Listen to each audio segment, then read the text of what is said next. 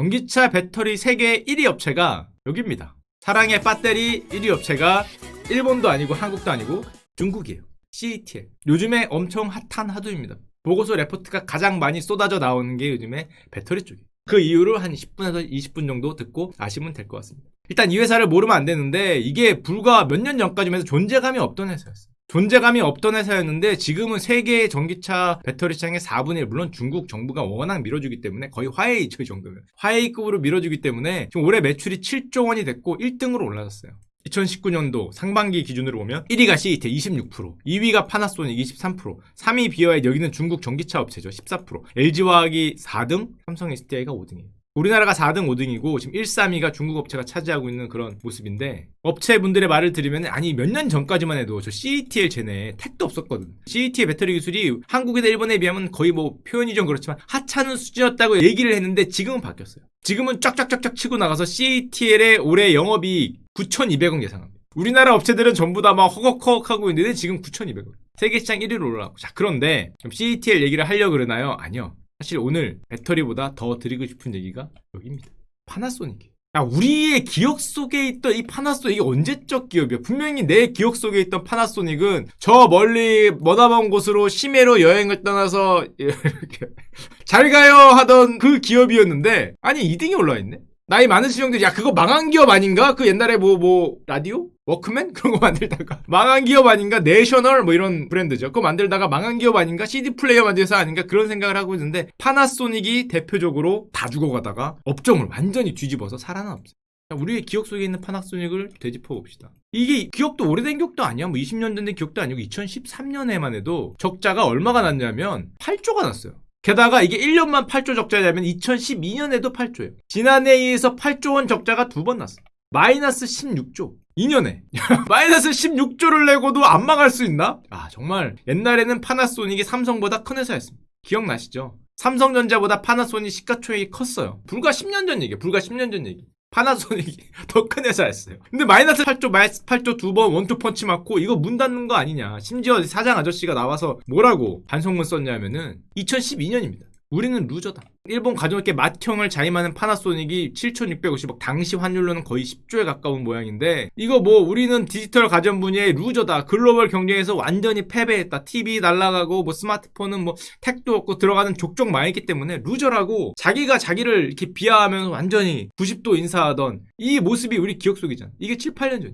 물론 파나소닉이 이렇게 된 결정적인 이유는 얘네 일본 가전업체들이 막 휘청휘청 될 때 파나소닉이 산료를 가져갑니다. 2008년이죠. 산료가 리만 위기 때 굉장히 일본 가전업체들이 위태위태하니까 구해야 된다 해서 구원투수로 등장해요. 파나소닉이 산료를 합병하면서 지금 보시면 쭉 나오겠지만 산료가 삼성에 넘어가서는 안 된다. 이게 진짠가? 진짠지 모르겠어요. 신문 기사인 것 같은데. 당시 일본 경제 산업성에 강력한 입장도 있었다 이렇게 나오긴 하는데 어떻게 됐건 산료를 살리겠다고 산료를 들고 갔다가 3년 뒤에 마이너스 8조, 4년 뒤에 마이너스 8조, 마이너스 16조 두 번 맞고 거의 없어지는 줄 알았는데 당시만 해도 이랬잖아요. 일본 가전 3사 시가총액이 2007년도 기점으로 완전히 내려가고 우리나라 삼성 LG가 완전히 올라가면서 이렇게 크로스가 나는 딱 그때 시기였는데 자 그런데 여기까지만 여러분들이 기억하고 계시면 옛날 얘기예요. 이것만 기억하고 우리나라 가전이 짱이다라고 생각하시면 옛날 얘기입니다. 물론 우리나라 가전 대표적으로 삼성 같은 게 짱이긴 한데 아직도 옛날 얘기예요. 아직도 그 생각을 하시는 분들이 많아서 갖고 온 거예요. 파나소닉이 다 버리는 능력 앞세워 기적의 부활을 했다 그러는데 기적의 부활은 뭐 부활이고 그걸 떠나서 제일 중요한 게 뭐냐면은 버리는 능력. 일본 파나소닉이 자기네들이 기존에 했던 거를 다 버립니다. 반도체 2019년에 완전히 포기했어요. 그때까지도 들고 있을 거예요. 67년 지금 뭐 마지막 순간까지 잡고 있었는데 결국엔 다 팔았어요. 다 손절해버렸어요. TV 손절했어요. 뭐 손절했어요.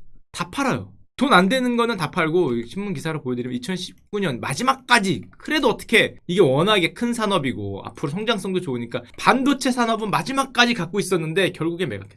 2019년 11월 28일 날 결국에는 적자 산업 끝까지 들고 있던 마지막 하나까지 날리면서 뭐 구조 개혁을 계속하는 거예요. 물론 그렇다고 파나소닉이 지금 주가가 엄청 올랐냐? 그건 아니에요. 지금 이렇게 했다가 리만 이후로 쭉 내려가서 여기까지 뭐 심해까지 갔다가 이렇게 좀 반등하고 아직도 여기 있긴 한데 여기서 일로 안 간 게 다행이란 거죠. 거의 일로 가는 줄 알았는데 거의 파산인 줄 알았는데 어쨌건 좀 리바운드해서 이제 뭔가 좀 좋지 않냐라고 얘기를 하는 시절까지 온 거예요. 물론 그렇게 된 데에는 결정적인 이유가 모든 걸 손절을 하고 방향을 바꿉니다. 어디로 바꿨겠어요?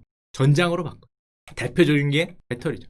자동차 배터리 시장에 뛰어들어서 2016년 아직 CATL이 나오기 전에는 세계 1등이 파나소닉. 36%. 현명한 판단을 했던 거죠. 2012, 3년이 지나면서 모든 걸 버리면서 자동차 전장 산업에 뛰어듭니다. 그때 퀄컴도 뛰어들고 많이 뛰어들 때긴 해요. 파나소닉이 가장 대표적으로 자동차 전장 사업에 뛰어들면서 다 버리고 전장만 싹 가져. 지금은 CATL에서 2위고 전장만 싹 가져와서 정말 현명한 판단이었죠. 결론적으로는 이렇게. 물론 예전에 가장 전성기 때 매출을 이렇게 넘은 건 아닌데 이렇게 되다가 어우야 이렇게 어우야 이렇게 살아날 수 있었어요. 사실은 파나소닉의 이 전략을 상당히 벤치마크한 기업이 있습니다. 여러분들이 지금 계속 얘기하는 기업, 누가 누구를 벤치마크 했는지까지는 제가 못 물어봤지만 LG하고 굉장히 비슷하죠. 왜냐면 LG도 가전 쪽에서 별로 백색 가전은 조금 괜찮지만 핸드폰 시장에서 그대로 밀렸잖아요. 스마트폰 시장에서 그대로 밀리고 반도체도 없기 때문에 굉장히 어려움을 겪고 있는데 LG가 방향을 튼 게 전장 쪽이죠. 게다가 불과 얼마 전에 파나소닉이 오스트리아 자동차 부품업체고 라이트 조명업체 ZKW를 인수했다는 기사가 떴었어요. 1조 3천억에.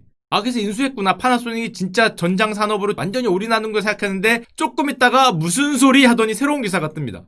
LG가 가져갔어요. 파나소닉이 가져갔다라고 보도가 일본 니온게이지 신문에 됐는데 조금 있다가 no 그러더니 잽싸 가져. 이게 LG 역사상 가장 큰 M&A, 해외 M&A 인수합병이죠. LG가 폴랭 가져옵니다. 지금까지는 잘 샀죠. 저게 2018년 뉴스인데 아직까지는 뭐 조금씩이긴 하지만 ZKW 현재는 잘 나가고 있어요. 결론은 또 모르는 분들이 있을까봐. 아직 2019년까지는 전년보다 한 6%씩 크면서 일단 매출 좋고 나름 성장세 괜찮아서 지금까지는 잘 샀습니다. 지금까지는 저때 잽싸이 치고 들어온 게 잘 샀는데 LG도 그렇고 파나소닉도 그렇고 자동차 전장 사업으로 굉장히 방향을 옮기면서 파나소닉이 살아나게 된 계기가 됐는데 또 다른 업체 하나 보죠. 기억이 나실 분들 계시겠는데 일본이 2011년에 가장 유명한 단어를 뽑으라 그러면 뭐냐면은 소니 쇼크란 게 있어. 파나소닉이 마이너스 8조 두 번 찍었잖아요. 소니도 7조 3천억 찍습니다. 마이너스 7조 3천억을 찍으면서 이때 일본 언론에서 이게 신문 기사예요. 우리나라 신문 기사 그대로 갖고 온 거. 딱 요 네 글자. 소니 쇼크. 이때 소니까지 마지막 남은 파나소닉 이미 날아가고 있죠. 샤프 이미 골로 갔습니다. 지금 뭐 거의 갔죠. 지금도 갔죠. 소니까지 마이너스 7조를 찍으니까 사실상 일본 전자업계가 회복 불능이 아니냐라는 얘기가 나왔는데 그 당시에 이미 어떤 상황이었냐면은 그 당시 2000년대 소니 시가총액입니다. 130조였죠. 2008년도 아직 마이너스 7조도 찍기 전이에요. 그때 이미 27조였어요. 기업 가치가 6분의 1 토막이 이미 났어요. 더 갑니다, 여기서. 삼성전자 23조 원 하던 게 2008년에 100조 됐으니까 4배 뛰었는데 소니는 6분의 1이 됐죠. 이때 2000년대만 해도 삼성전자와 소니의 시가총액 차이가 6배였어요. 삼성전자가 23조일 때 소니가 130조였으니까. 넘볼 수 없는 차이였는데 저 소니가 10년 만에 골로 가더니 소니 쇼크까지 일으켰던 게 또 우리의 기억 속에 있는데 역시 옛날 얘기입니다. 애플은 여기 있죠. 애플은 10조 하던 게 이때 애플을 샀어야 되는데 저기까지만 알면 역시 옛날 얘기예요. 소니도 화려한 부활이라는 표현이 나오죠. 소니도 마찬가지예요. 선택과 집중. 버릴 건 버렸어요. 전자 쪽은 거의 다 버렸어요. 거의 다 버리고 뭐를 갖고 왔어요? 지난번에 보여드렸죠. 이미지 센서 반도체. 삼성하고 박 터지게 싸우잖아요. 이게 소니의 엄청난 힘이 됐죠. 전자 쪽에 사실상 그 정도 남았고 엔터테인먼트 금융이 또 엄청납니다. 지금 이게 더 커요.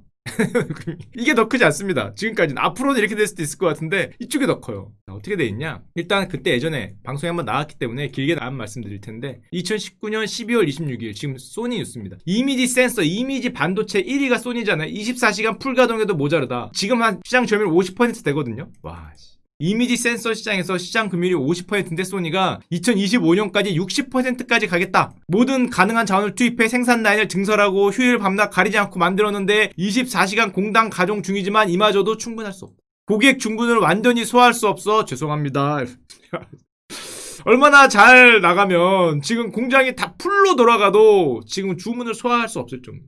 공장 더 짓겠다 그러고 있어요. 삼성은 삼성대로 2위잖아요. 2030년까지 소니 잡고 늘리겠다 해서 이쪽을 열심히 투자하고 있고 소니도 그러니까 소니와 삼성이 지금 박터지게 싸우고 있는데 향후 뭐 비메모리 반도체 중에서 가장 전망이 밝아 보이는 이미지 센서 반도체 중에 소니가 1등이에요. 삼성이 2등이에요. 근데 그럼 소니는 반도체로만 살았냐? 물론 반도체가 컸어요. 엄청 크긴 했는데 소니 매출의 40%, 영업이익의 절반 이상이 엔터테인먼트 컨텐츠 부분에서 나옵니다. 배터리건 화학이건 PC건 다 접었어요. 나오죠. 다 매각해버렸어요. PC 안 해요. 배터리 없어요. 조금 있긴 한데 유의한 거 팔아버리고 화학도 없어요. 다 버리고 전자도 버리고 다 버리고 지금은 절반 이상이 엔터테인먼트 컨텐츠. 아니 소니가 도대체 무슨 엔터테인먼트 컨텐츠를 하나요? 라고 생각하시는 분이 계실 수 있는데 옛날 생각이십니다. 소니가 얼마 전에 몇 년 전에 EMI를 샀어요. 픽처스도 있죠. 소니가 세계 위 음반사 EMI를 거의 90%를 들고 있습니다. 세계 음원 시장의 거의 최강자급이에요.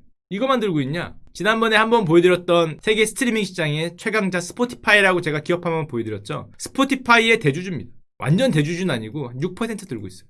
일단 음원 시장에서 엄청난 강자고, 그러니까 영업이익이 어떻게 됐냐 소니가. 왼쪽이 20년 전이고요. 97년도, 오른쪽이 2017년도인데 옛날에는 전자업체였어요. 이만큼 거의 60% 이상이 전자에서 나오죠. 게임 조금 있고 게임 전자를 합치면은 거의 80%가 넘었는데 지금은 전자가 요거밖에 안 남았어요.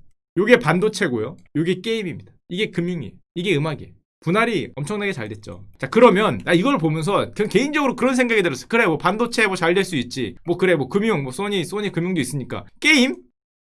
저같이 이제 게임 덕후는 소니가 게임이 도대체 뭐를 그러고 생각하니까 플스 이거 잠깐만 이거 생각하고 잘 생각을 해보니까 아니 분명히 얼마 전까지 콘솔 시장 같다라는 게 대세 아니었나? 콘솔이잖아 이렇게 게임하는 거. 요 콘솔 시장 옛날에 무슨 뭐 제믹스? 제믹스밖에 기억이 안 나지. 그때 뭐 제믹스거나 뭐 그런 거 있잖아요. 뭐 이 시장은 스마트폰에 완전히 눌려서 죽었다라는 게 우리들의 인식이잖아요. 옛날 생각이에요. 왜 옛날 생각이냐?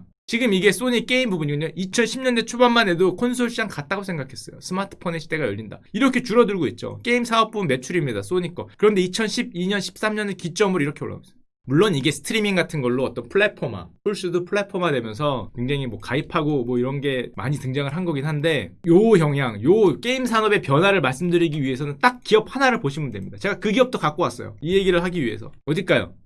콘솔의 대명사 닌텐도예요. 자, 우리 기억 속에는 닌텐도는 엄청나게 창의적인 기업. 왜 한국에는 왜 닌텐도 같은 기업이 없어요라고 모 대통령께서 질타를 하셨을 정도로 창의적인 기업으로 잘 나가다가 핸드폰 시장에서 그대로 두들겨받고 저 머나먼 곳으로 여행을 떠난 기업으로 알고 있습니다. 이때 올라갈 때 아니 우리나라에는 왜 닌텐도 같은 기업이 없냐라고 질타를 하셨죠. 그래서 다 같이 우리나라 기업 회장님들이 닌텐도에 이렇게 뭐 보러 가시고 뭐 그랬던 기억이 나는데 신문 기사에도 크게 나오고 조금 있다가 스마트폰이 열릴 때 닌텐도가 한마디 했습니다. 뭐라고 했냐? 모바일 게임 출시 계획이 전혀 없다. 모바일 게임을 만든다면 닌텐도는 더 이상 닌텐도가 아닐 것이다. 요런 소리를 했다가 이렇게 결국 몰락했죠. 우리는 역시 몰락했다까지만 알고 있어요. 그리고 당시에 나오는 신문 기사를 보면은 몰락을 해도 너무 많이 해서 이 정도였나? 2014년이죠. 이 정도로 몰락했나라는 신문 기사 정말 잘 썼죠. 이 정도였나? 남의 일이라고. 소니나 뭐 플스나 뭐 엑스박스 등에도 밀렸고 이미 영업 손실이 3,570억에 3년 연속 적자고 퇴출 위기고 지금 뭐 저 머나먼 곳으로 갈 것 같고 했는데 부활했어요. 뭘로 부활했을까요? 스마트폰 게임을 만들었다? 만들어서 스마트폰 게임 시장에서 강자가 됐다? 아니면은 이빨 꽉 깨물고 옛날에 했던 말 그대로 스마트폰 게임 따위는 안 만들어요 라고 했다가 안 만들었어. 뭘로 했냐? 이런 걸 만들었어. 스위치라는 겁니다. 스위치. 이게 무슨 애들 장난감이냐라고 싶으신 분들 계시는데 뭐가 스위치냐면은 요쪽에 있는 거하고 요쪽에 있는 게 이렇게 떨어집니다. 이렇게 똑 떨어져요. 똑 떨어져서 이렇게 쓰면은 그냥 패드고 이 여기 있는 요게 스위치 본체 같은 거예요. TV나 컴퓨터 연결하면은 저걸로 패드를 쓸 수 있는 건데 맨날 집에서만 하면 들고 다니면서도 해야 되잖아요. 스마트폰하고 싸우려면. 그래서 이런 화면도 있어요. 옆에서 이렇게 붙이면 이렇게 들고 다니면서 스마트폰처럼 게임을 할 수 있게 들고 다니면서도 할 수 있게 만든 이런 게임기예요. 근데 되게 옛날에 있었던 우리 어렸을 때 있었던 거하고 되게 이미지는 비슷한데 이게 뜰까? 라고 생각을 했죠. 스마트폰에 이게 뭐 될까? 됐어요. 2017년 뉴스인데 저게 등장하자마자 1년이 안 돼서 1,000만 대가 팔려요. 완전히 부활했다. 얼마나 부활했냐면은 최근 나온 뉴스를 보여드리면 1분에 뭐 33대가 팔린다. 출시한 지 1년 9개월 동안 3,227만 대. 플스4보다 많이 팔렸어. 무슨 뭐 젤가 전설 뭐 이런 거 있죠.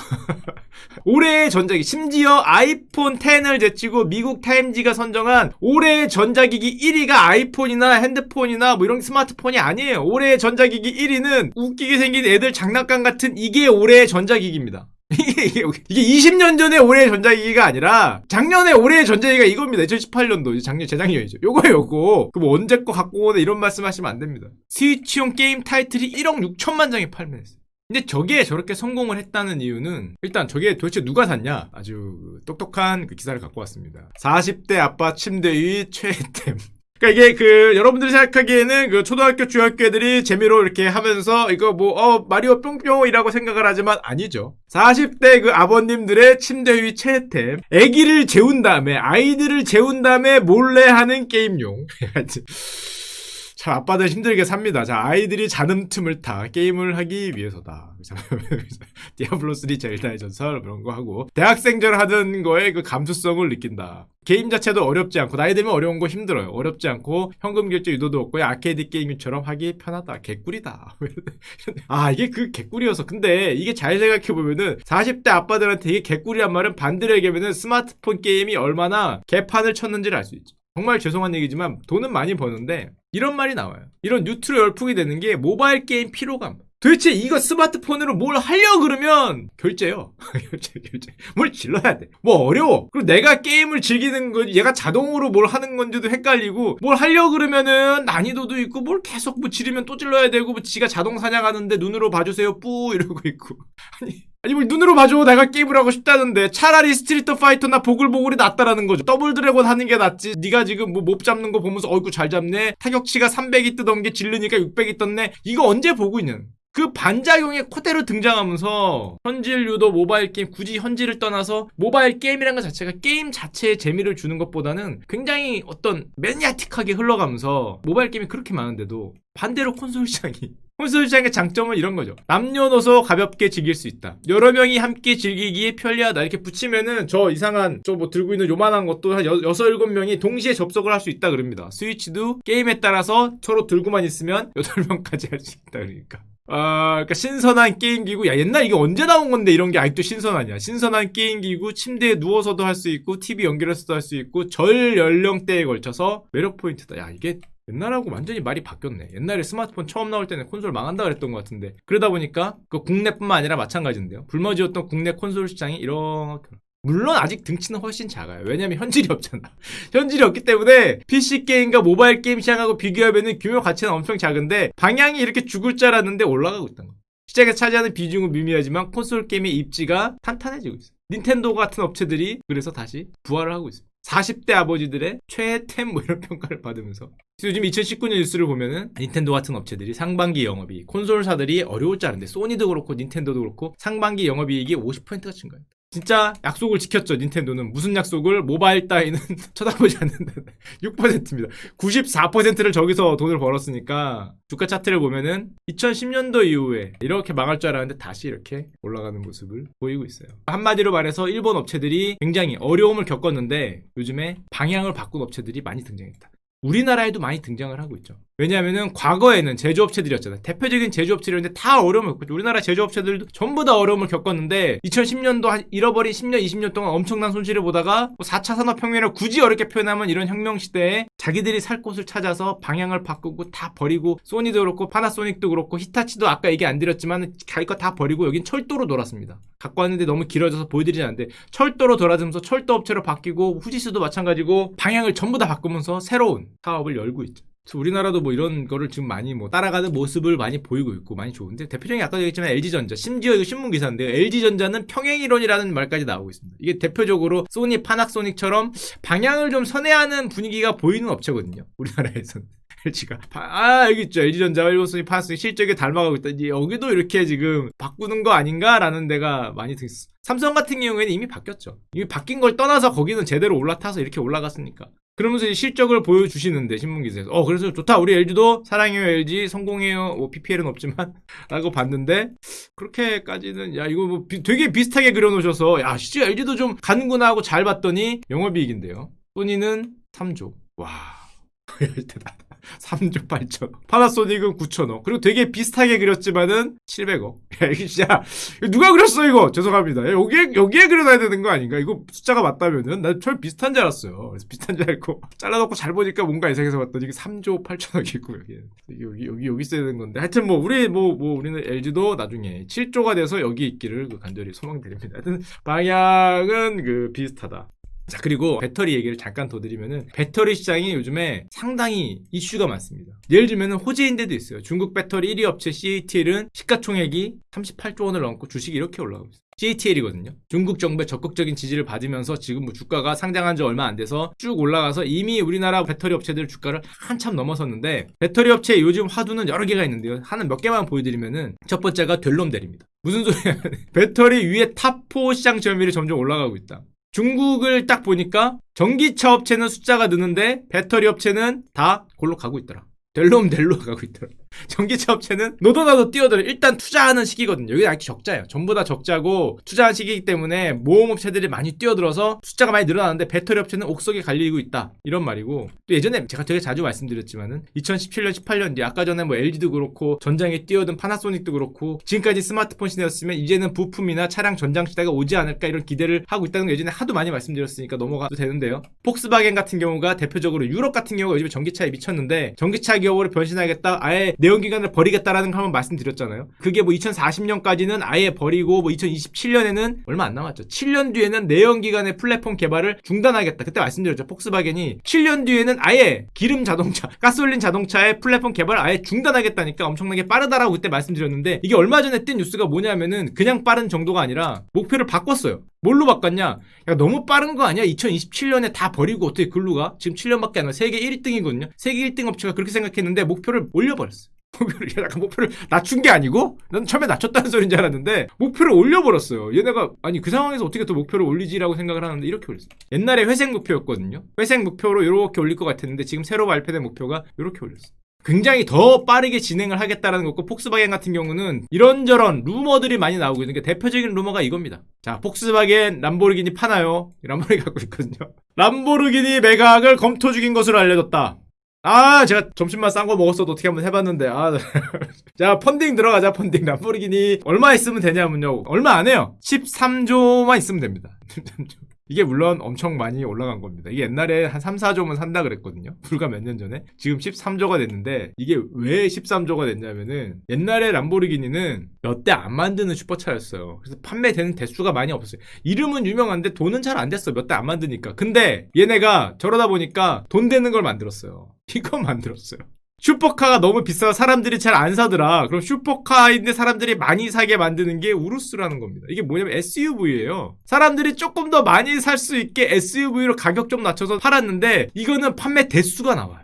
옛날 슈퍼카는 뭐 많이 팔아봐야 뭐 얼마나 팔리겠어요. 그거 납작한 거, 이거 뭐 남자들의 로망 어쩌고 해봐야 사면 등싸대게 맞잖아. 이거 하면은 돈이 문제가 아니라 뭐 이거 한 2, 3억 주고 사면은 뭐 자기야 이거 할인해서 사왔어 4억짜리인데 3억밖에 안 줬다 나 잘했지 그러면 바로 등싸대게 맞잖아. 이딴 거 다 지금 너밖에 못하는 거 아니고 문 하나 달렸잖아. 옆에 양쪽에 문 4개도 아니고 문 투짝 달려갖고 이거 애들도 못하고 이런 걸 네가 지금 낭비 아니냐 하니까, 가족이 있는 사람한테 등싸대게 안 맞으려면은 이런 거예요.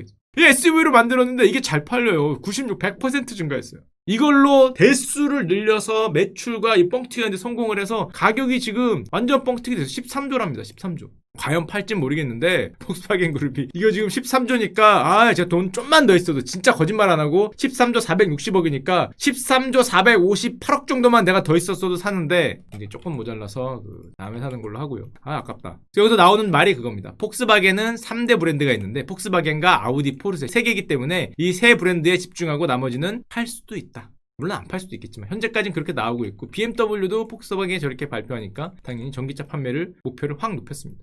올해 50만 대 팔았는데 내후년에 100만 대 판매 목표니까 되게 이슈가 있어요. 유럽 쪽에서 저걸 저렇게 드라이브 거는구나. 근데 물론 저렇게 보고 올해 전기차가 되게 좋았냐? 아니에요. 전기차 되게 안 좋았어요. 주가도 엄청 안 좋았습니다. 먼저 들어간 분 올해 피 봤습니다. 참고로. 먼저 들어간 형들 올해 그 머더몽스를 많이 가셨는데, 왜냐하면은 세계 전기차 판매가 이렇게 들다가 올해 좀 부진했어요. 부진한 이유는 당연히 저 바다 건너에 있는 형이, 이 형이 환경 같은 소리 하고 있네 그러면서 무슨 뭐 셰일가스 더 캐라 얘들아 기름 간다 뭐 이 형이기 때문에, 일단 미국에선 당연히 뭐 별로 뭐 그렇게 좋은 게 없겠죠. 지금 전기자동차는 성능이 너무 좋아서 내연기관을 압도하는 게 아니라 국가가, 나라가 어떤 정책으로 미는 표적인 업종이잖아요. 현재까지는 아직까지 성능을 압도하지 못하고 있잖아. 국가가 밀어줘야 되는데 저 나라는 이거 밀리가 별로 없겠죠. 밀리가 별로 없기 때문에 대통령이 바뀌면 모를까. 게다가 중국도 보조금 폐지가 눈앞에 다가와 있습니다. 아마 2021년인가까지 보조금을 폐지해야 되는 걸로 알고 있는데, 그러다 보니까 중국 좀 줄고 미국 좀 줄었어요. 최근에 좋은 데는 저 전략을 굉장히 유럽이 희한하게 또 환경 이런 데 관심 많잖아요. 저 굉장히 드라이브를 세게 넣으면서 유럽만 이렇게 쭉 올라가도 이 노란색이 최근입니다. 보라색은 작년이죠. 유럽만 쭉 올라가는 모습을 보이고 있어서 유럽 쪽에서 굉장히 화두예요. 물론 아까도 말씀드렸지만 먼저 들어간 쪽은 굉장히 안 좋았어요. 전기차 같은 게 지금 돈을 버는 게가 아니잖아요. 전기차는 돈이 계속 마이너스가 나오고 뭐 이쪽에서 나머지들만 뭐 플러스 마이너스 왔다 갔다 하고 현재 완성차 업체들은 저쪽을 투자하는 개념이기 때문에 먼저 저기다 돈을 투자한 업체들이 이제 굉장히 안 좋아졌죠. 물론 저희가 저렇게 하는 이유가 있어요. 유럽 업체들이 저기는 배출가스를 줄이지 못하면은 벌금입니다. 안 줄이면 적게 파는 게 아니라 배출가스를 줄이지 못하면은 벌금이 얼마 나올 예정이냐면 18조가 나올 예정이에요. 벌금이에요, 벌금. 이건 무조건 줄여야 되는 거예요. 레포트를 보면은 이렇게 판매 믹스, 현재의 판매 비중을 유지할 경우에는 벌금을 작살나게 돼요. 10억 유로 단위의 표시가 돼 있죠, 이렇게. 페널티가. 지금 뭐 벌금을 왕창 내야 되니까 어떻게 됐건 저 비중을 바꿔야 돼요. 유예기간도 뭐 있고 한데, 자, 그러다 보니까 올해 가장 좋았던 업체들은 우리나라 화학 배터리 쪽은 굉장히 안 좋았는데 뭐 화재도 있고 그랬죠. 굳이 그것까지는 아실 필요 없고, 테슬라 같은 경우가 올해 좋았죠. 야, 유럽 저렇게 간다며 중국에 들어갔어요. 또 테슬라는 중국에 들어가면서 공장 거대하게 만들어서 많이 팔아보겠다. 아직은 돈으로 보여주지 못하지만 공매도 때린 데들이 올해 기절했죠. 중국에 들어가는데 성공을 했기 때문에 지금 테슬라 주가는 자 미쳤습니다. 여기 있어요.